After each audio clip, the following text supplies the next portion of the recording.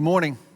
It's great to see everyone gathered here today for us to be together and share together in stories of baptism. I know from Leland, Newbern, just a lot of the stories that we hear. One of the things for me, just this whole end of last year, beginning this year, has just been, and you just hear all these stories, and sometimes it's hard to believe that this is still happening and people still are giving of themselves and doing things that are meaningful to who we're becoming as a church and to what God is doing in the world. And it's just felt, maybe kind of nostalgic or more reflective this year for a lot of reasons. So I'm just really thankful and really grateful. We are starting this year, and we're talking about picking our words. And if you've not been around Port City for very long, we've been doing this for 16 plus years. We decided we're not going to make promises we're going to be better people, but rather we're going to pick words and use them as a lens through which we can see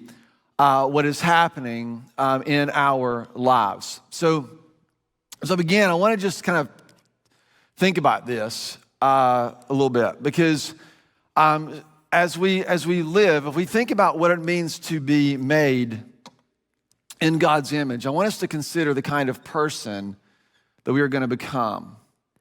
And at some level, we have to understand what it is that's happening to us. And so for a lot of us, we are, as we grow into who we're becoming, we get a little hard and a little edgy. Anybody like that? And you need some things that sort of begin to reshape or reform you so that maybe some of the edges, you like an egg, but you get the idea the edges are sort of knocked off of who you are.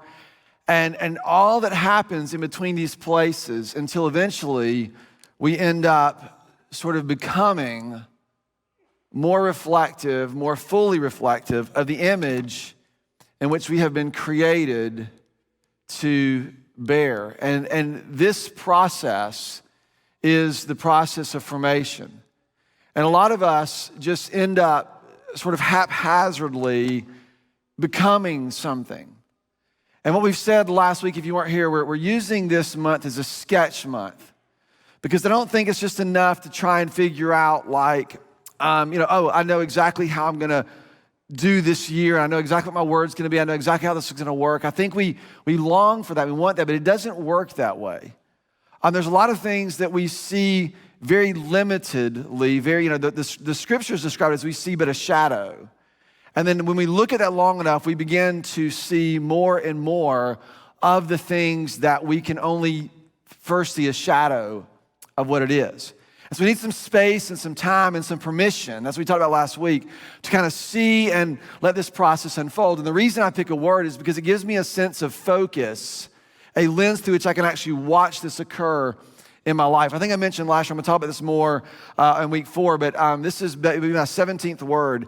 And there are very few things that I have in my life that I can look and see what has happened in my life over time that compares to the list of words that I've been using for the last 16, almost 17 years.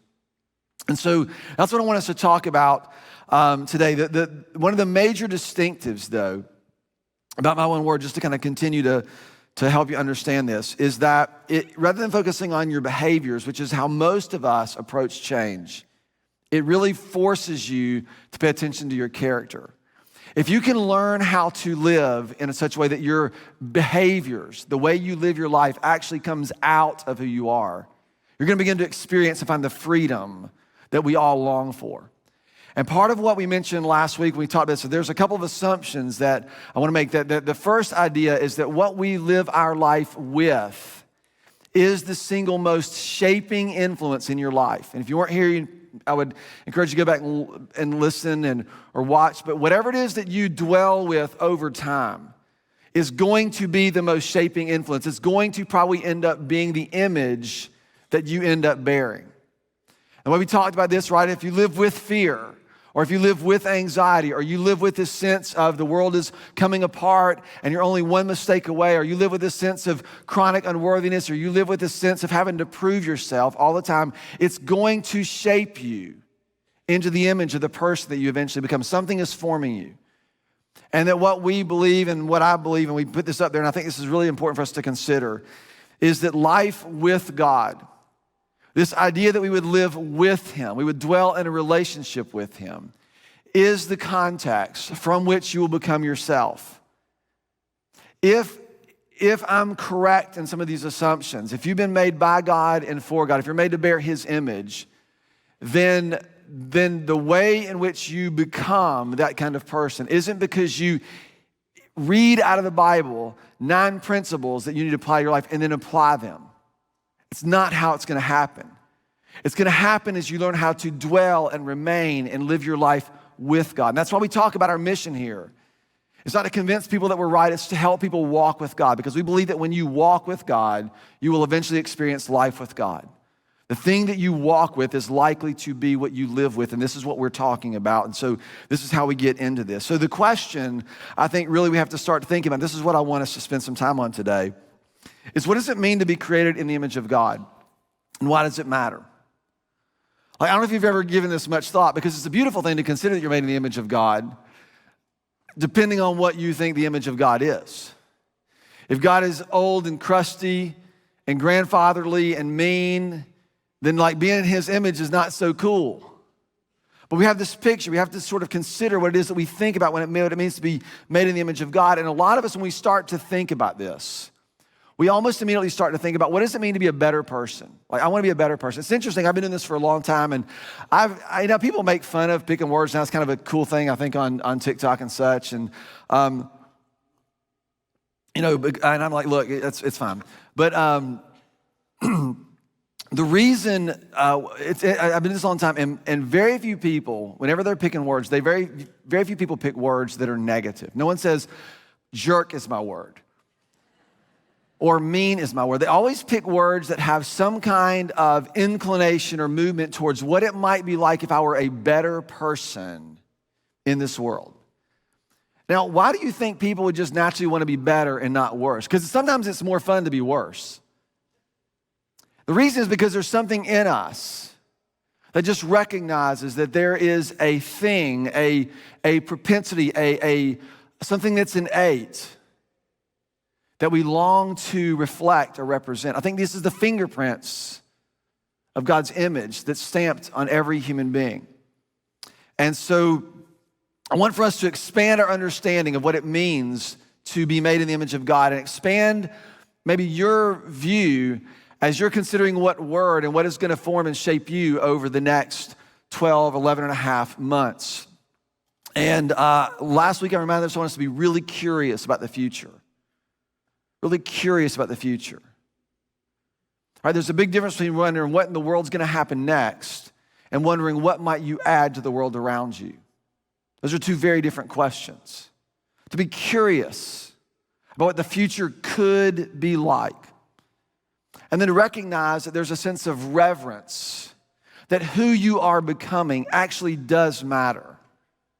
The fact that you would be more inclined and shaped into some way of life that reflects this thing that we're pursuing. By the way, this is sort of God's image, which is, I believe, encapsulated in this idea of who he is, his love, and we'll talk more about that later.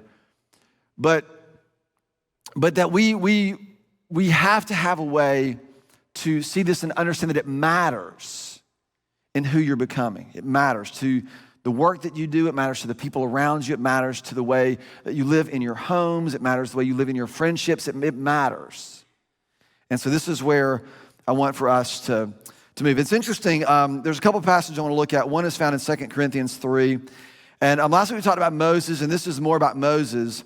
But Paul is writing a letter answering some questions about the New Covenant and the Old Covenant, 2 Corinthians chapter 3. And he talks about these two ministries, the ministry of the law that was written on stone tablets, and then the ministry of the Spirit. That's how he phrases this. So it's these two things, the ministry of the law and the ministry of the Spirit. There's this way in which we see and legislate and create this list of things that we're to do and then try to comply with those things. And there's another way which we just live life dwelling with. And that really is the picture.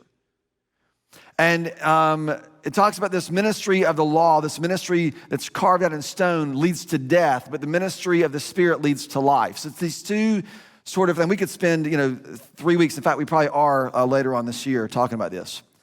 But one of the things that's really interesting, he says that basically, you're going to read this idea that there's a veil over Moses' face. That's the imagery that's used in the verse we're going to read. And what this is all about is access.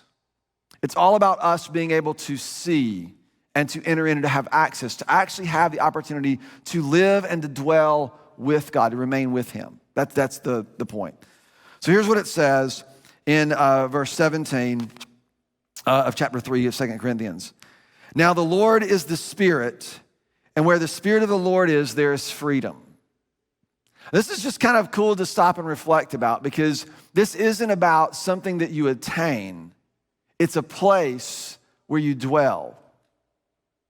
Where God's Spirit is, that's the place of freedom. Not when some circumstance works out the way you want it to, there's freedom. It's wherever God's Spirit is, wherever we dwell and remain with him, there's freedom.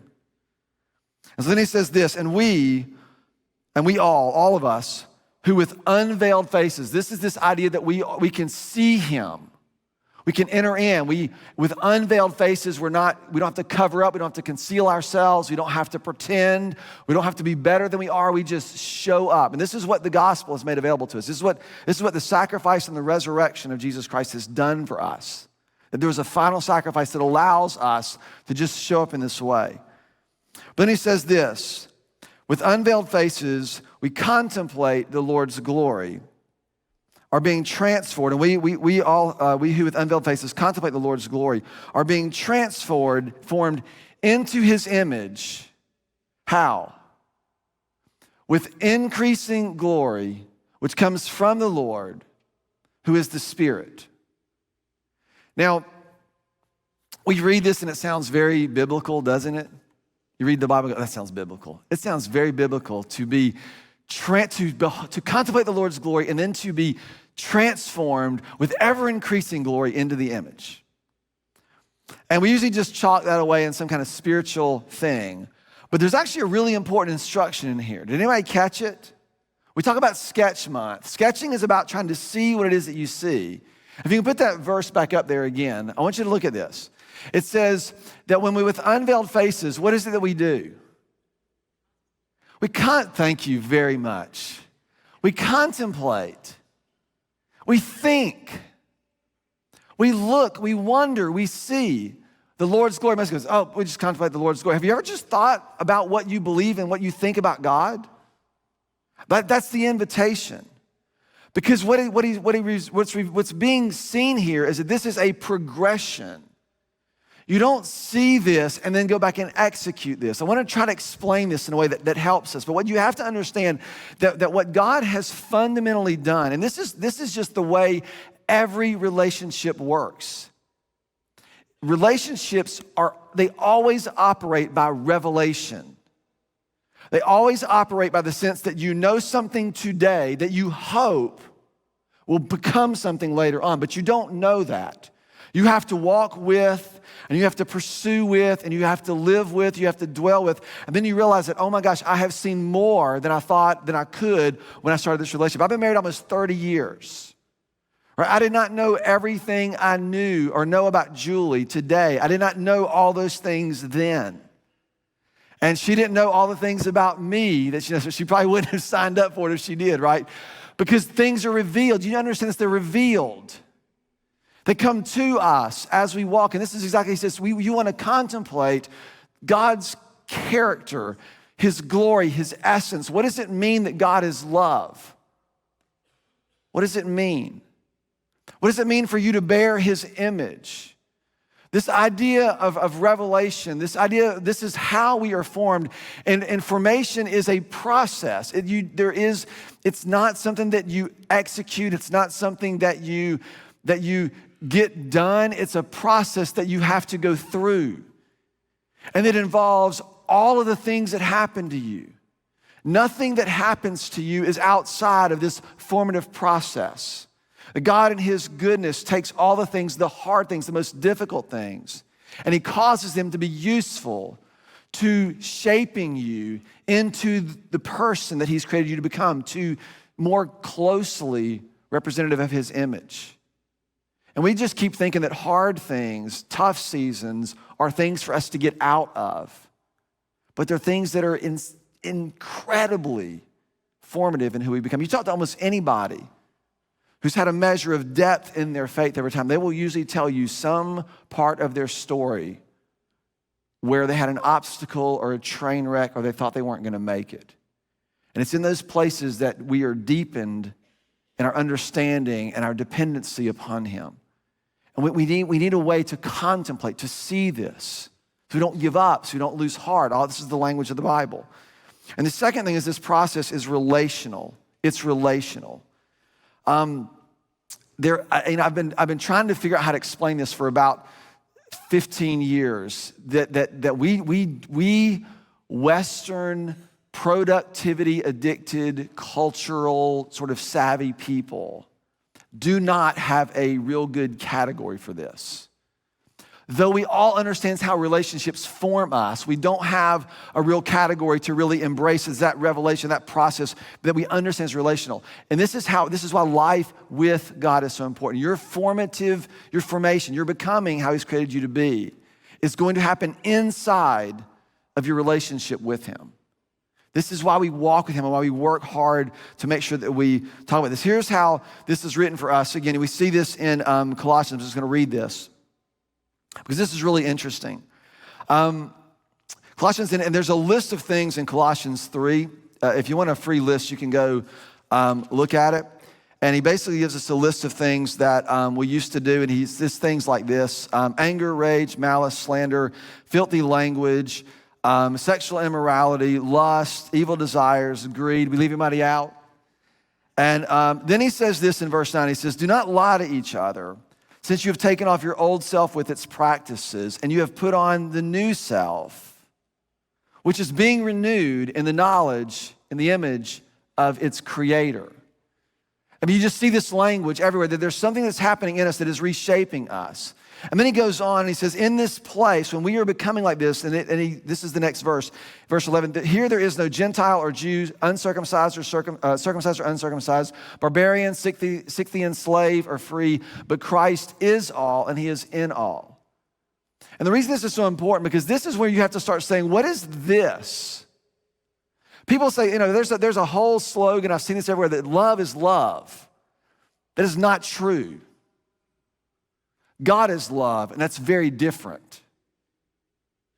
You and I have to contemplate the Lord's glory. Otherwise, you're just going to create stuff to say, can't we all get along? The vision of us becoming to bear the image of God isn't a mass of humanity that gets along. It's a people of God who belong to him and who are with increasing measure reflecting who he is and how he is. This is why it says this. He says we have to take the old self and put it aside with its old practices. The way of life that you and I are accustomed to has to be put aside to embrace something else, to see something else, to contemplate something else. So what I want us to do in kind of our as we start to wrap this, I want to give you a picture of this in just a minute. But I thought about this, and just sort of as I wrote this down, these sort of confessions in there. I just sat down and I wrote, I am created in the image of God. I am created in the image of God. I am created in the image of God. And this feels pretty good, just to stop and to consider that I am created in the image of God. And then I began to think, for what? Is it just to make me feel better about myself and I feel kind of bad about myself? And I say, oh, I'm made in the image of God. I'm not as bad as I thought I was. It actually, you have to keep adding to this. I am made in the image of God in order to bear the image of God, to reflect the image of God. That somehow my life and who I am and who I'm becoming comes to bear on the world around me. Who I am has impact and it shapes the relationships that I live in. I know a lot of us want to believe that we are only victims of what is happening to us. But that is not the case of being created in the image of God, that when we are created in the image of God, we now contribute and cooperate in ways that are to be redemptive in the world around us. And we keep adding to this.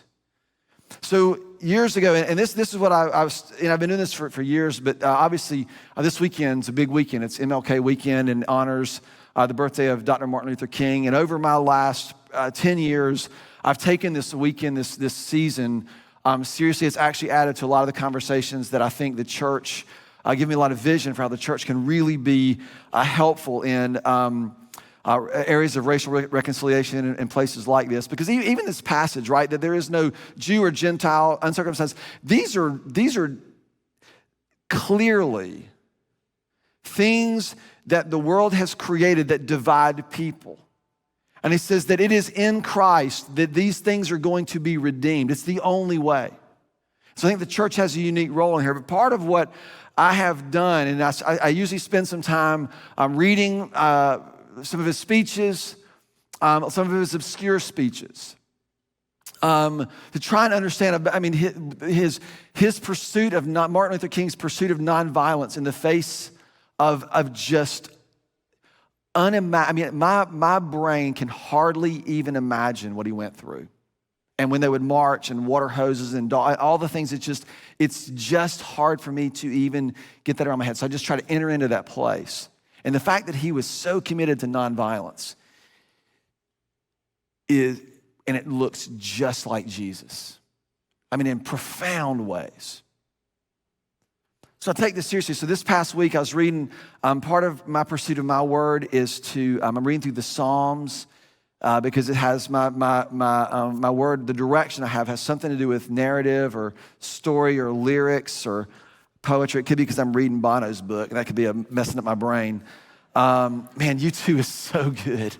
And so I'm reading the Psalms as this entrance, and I was reading through, and what I've noticed over and over again is this emphasis on justice and righteousness. On justice and righteousness. And seeing God's glory.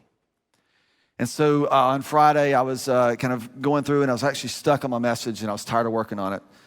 So I went back and I found Martin Luther King's, I've been to the mountaintop speech. If you haven't read this or heard, you can actually listen to it.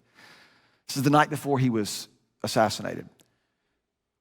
And at the end, he says, he's talking about justice, and at the end he says, I want to live a long life, but longevity isn't my concern. I don't know what happens. I only want to do God's will. He says, because I've been to the mountaintop. I have seen the glory of the Lord. And he saw something that compelled him to offer himself. And as I thought about this, and the reason I say this because it really challenges me that my view of what I want God's image to be in my life is to make my life work better than it does. I want for God's image to look like my financial situation is woo.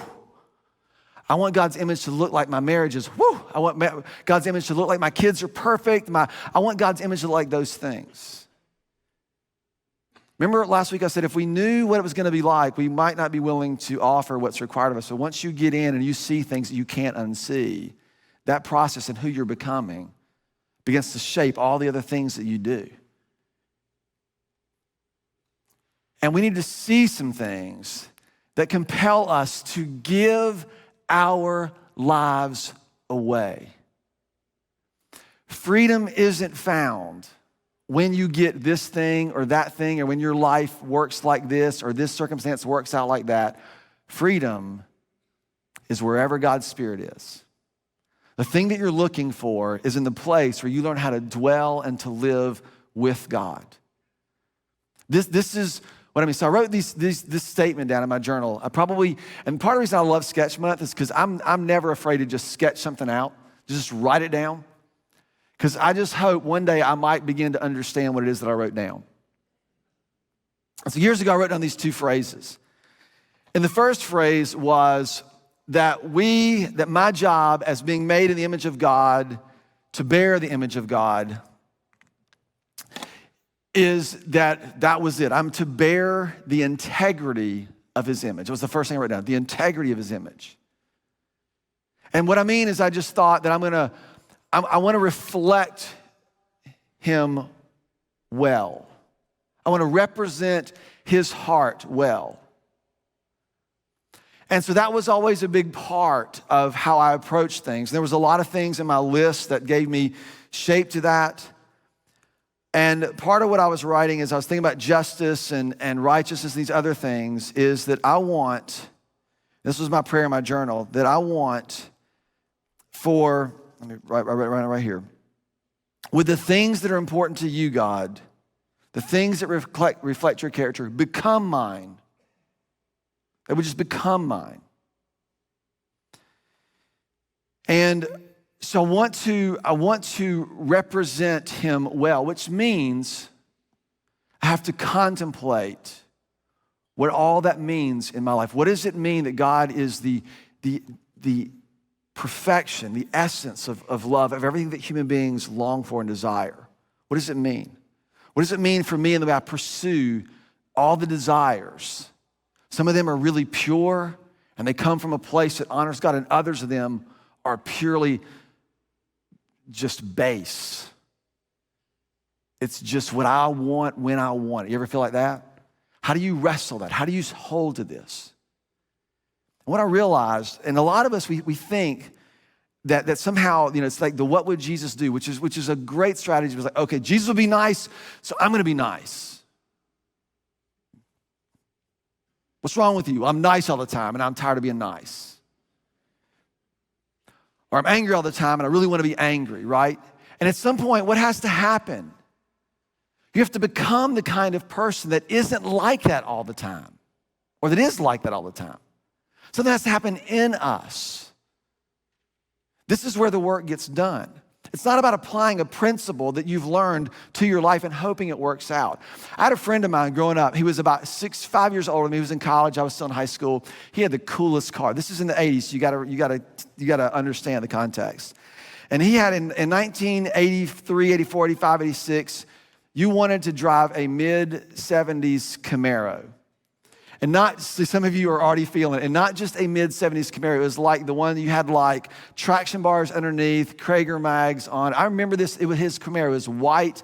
It was so cool. And he had a killer stereo in it. And the coolest thing about it is he had an ooga horn out of a truck. So we would be driving, I go, ooga. So I'm like 17, he's like 21, and he was a really good mentor of mine.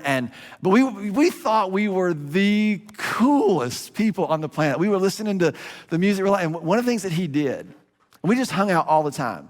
I think I've told this before, but Donnie would sit in his car, and he would turn the steer. This is how he turned the steer up every time. He would hold his hand like this. He would go. And he just turned it up so cool. Like we were just like this. He's like,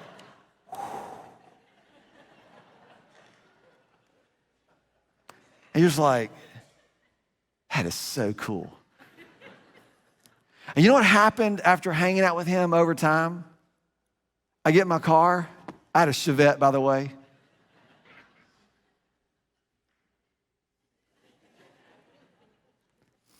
To imitate someone isn't to calculate what they do and then try to emulate it. It's to be with someone so much that what they do becomes what you do. Does that make sense?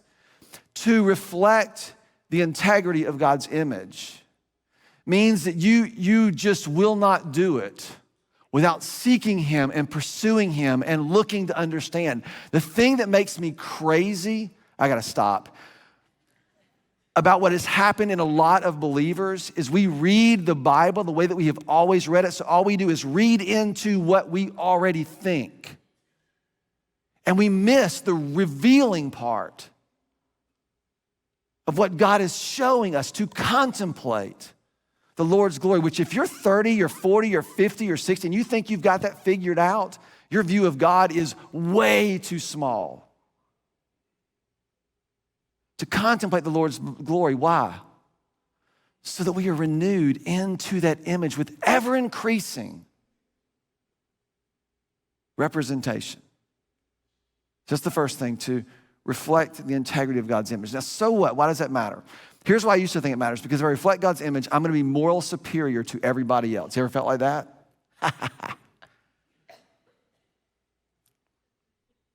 And what I began to realize, the second thing I wrote down in my journal was it was to bear the integrity of his influence.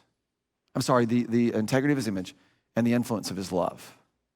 That to bring the image of God to bear on the world. And Jesus just talked about this all the time. Doesn't look like being morally superior to everyone else, but rather it looks like others-oriented, self-sacrificing love. What keeps us from this? Two things.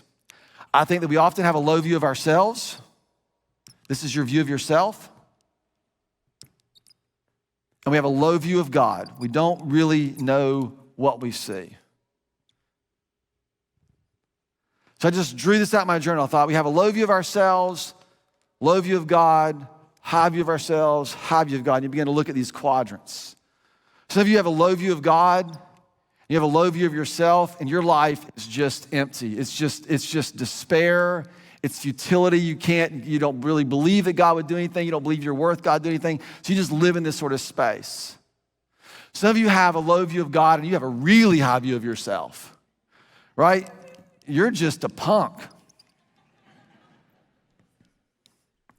Just kidding. You might not be. But it leads us to this sense of fierce independence and arrogance, which arrogance isn't always being a punk. Sometimes arrogance masks itself in a lot of ways that keep us from trusting God. Because we don't have a high view of him. And again, this is a scale. So you can have an increasing view of God and still fall in this and somewhere in this is the trajectory of it. You can have a low view of God and a low view of yourself and still be over here in this category. Some of you have a really, really high view of God and a really low view of yourself. And you are just ravaged by guilt. You never feel like what you do is enough. There are whole theological systems built on this horribly low view of humans, of humanity, and this really high view of God. And I began to think about this because it's bothered me. But what if you have a high view of God and a high view of yourself? You know what it might mean? If this is empty, could this be full? And if you learned how to see God and to see yourself in a way that you are free to give yourself, how might that look like the image that we've been created to bear? So here's your homework. In the process of picking your word, that makes sense, right? I want you to identify the kind of person you want to become. Identify the characteristics. What kind of person what would it look like for you to really see and to, is it integrity? Is it kind? Is it more positive? I mean, get just a list. Sketch it out. Don't be afraid. You're not going to be wrong. At least not yet.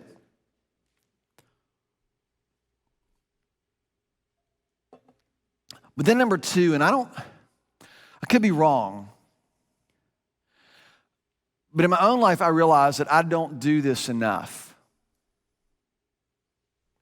But to actually identify the characteristics of the God in whose image you have been created to bear. Just to contemplate the Lord's glory.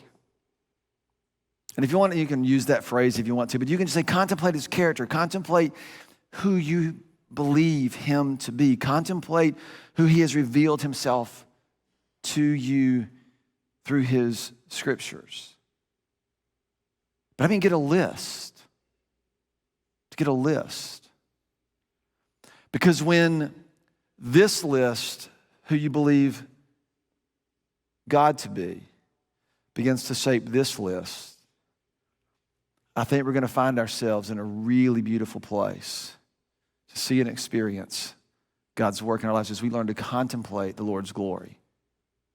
as we are being renewed and remade into the image of the one who we've been made for.